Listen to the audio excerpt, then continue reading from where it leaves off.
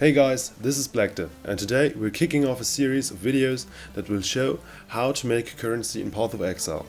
This was requested by one of my viewers, and so here it is.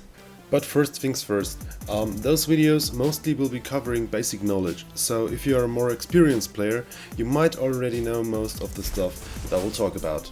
So, Path of Exile has a quite unique currency system. There's no such thing as gold or maybe crystals, as you might know it from other video games, but it mostly consists of orbs. And what's so special about those orbs is that they are not only used for trading or purchasing stuff, but they can also be used for crafting. And trust me, there are a lot of those. They mostly will drop randomly while you're leveling or doing endgame maps, but there are ways to ensure getting some. This could be either achieved through vendoring stuff, crafting and/or trading. And those are the main topics of this series. And right now we're hopping into the vendor recipes, so let's get started.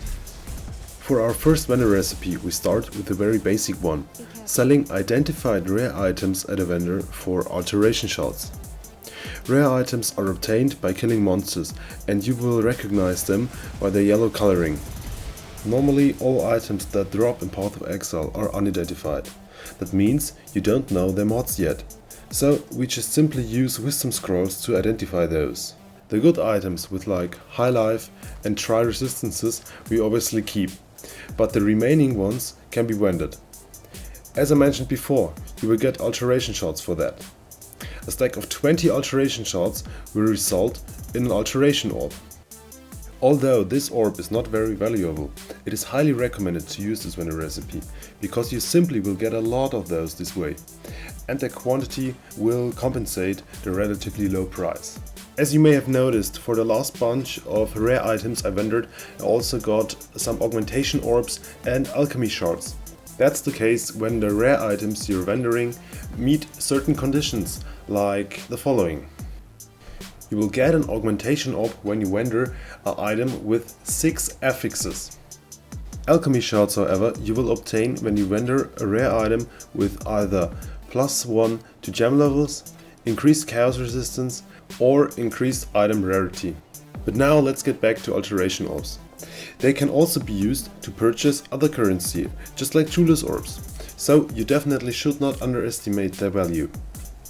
Speaking of jeweler's orbs, that's the next topic I'm going to cover right now. There are a few ways to obtain jeweler's orbs in Path of Exile. The first one you've already seen.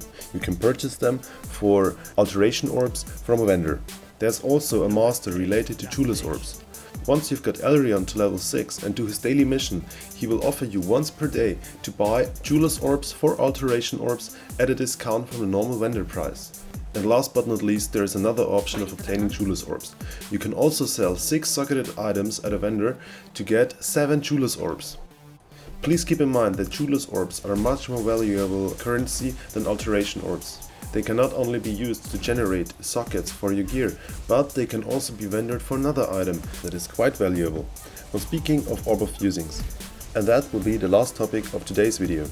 Orb of fusings are quite demanded because almost every player needs them to link their sockets. Sadly, there is no vendor recipe for orb of fusings, but you can take advantage of one of your masters.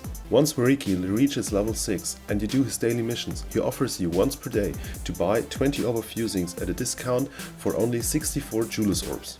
Anyways guys, that's it with this video. I hope you enjoyed it. Next time we will cover some other recipes like the one for cows and the regal orb. As always, have a great day and see you next time.